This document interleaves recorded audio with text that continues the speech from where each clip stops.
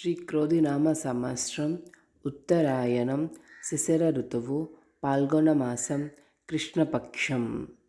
సూర్యోదయం ఉదయం 6:22 సూర్యాస్తమయం సాయంత్రం 6:23. తిథి అష్టమి తెల్లవారుజాము 5:23 వరకు, తరువాత నవమి.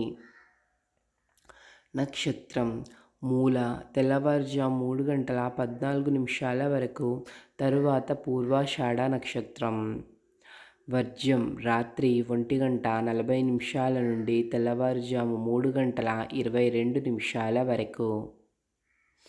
దుర్ముహూర్తం ఉదయం 7:58 నుండి ఉదయం 8:46 వరకు.